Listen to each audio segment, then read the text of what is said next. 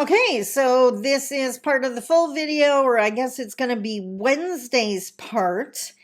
So if you follow me on social media, so specifically, I guess it would be not Threads, Facebook, LinkedIn, oh, Instagram, I guess is the other place that I post every single morning. And last week I shared that I had two different events.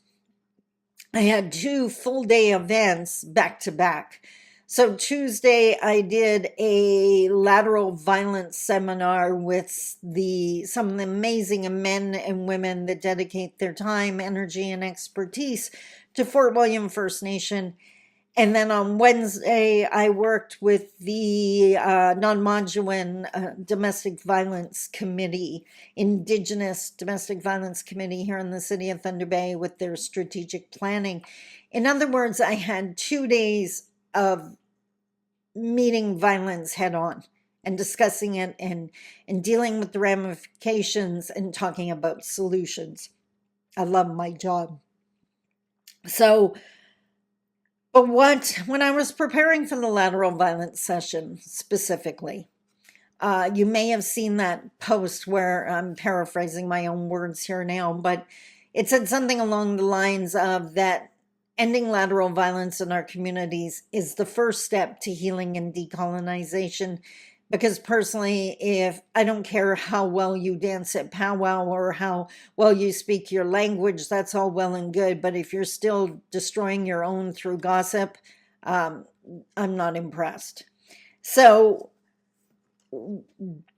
upgrading, designing that seminar really made me realize that lateral violence in all its forms, the gossiping, the bullying, the passive aggressive comments, lateral meaning coming from someone at your same level, it may be your boss, but same community, that kind of thing, or another family member, whatever, that lateral violence is designed to keep you small. It is making fun of you when you get the A. And I've heard so many Indigenous students talking about that. It is, you get the job promotion and someone else says it's no big deal or to quit bragging. And in that instant, you pull back your joy and you hide your success. Excuse me. Of course I'm going to yawn. This is ridiculous. But I was thinking about that. And all the different ways that in our jokes, our passive aggressive joking, that we succeed in keeping our own small. And my brain instantly went to, well, who wants to keep us small? And instantaneously, the voice in my head said, well, duh, Canada. Because Canada, like, as long as we keep fighting each other, we're not going to have the strength that we could have to take on the issues with Canada. And what I want to invite you to do today, I do not want you arguing that in the comments. I don't even need you agreeing with it. What I want you to do is sit with it. If you're Indigenous, I need you to unpack all of those messages and comments you've heard and believed, never realizing they're just lateral violence. It's just an attempt, our own attacking our own. They're not true. It's part of colonization, right? It's trauma bonding. It's our own identifying with or trying to identify with the power of the oppressor. It's not true. So you can put that BS down. And for the non-Indigenous watching this, I need you to really sit and look at Canada and look at all the ways they keep Indigenous people small, to limiting our political power. Did you know that we have elections every 2 years in our communities? Thank you, Indian Act. And that is to keep us in a state of political unrest, that either you're brand new or campaigning. It's ridiculous. And that wasn't our doing. That's the Indian Act. The times when we are consulted, when we say we want to be at the table, that means we need to be sitting with you before the decision is made, before a solution is suggested. Don't bring the solution to us and ask our opinion. We should be in on the development of that.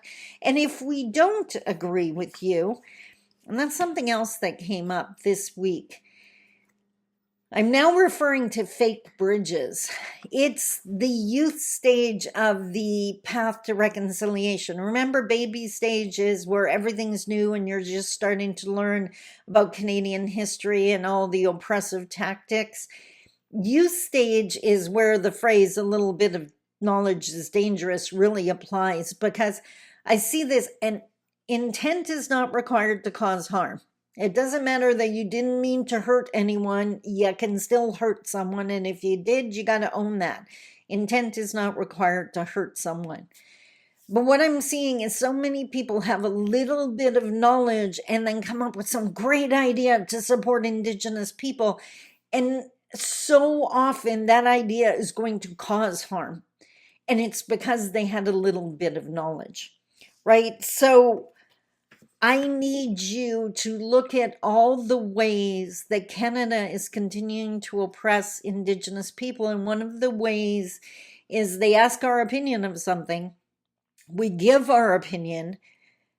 We usually get interrogated for that opinion. And I use that word deliberately because it's not just questions.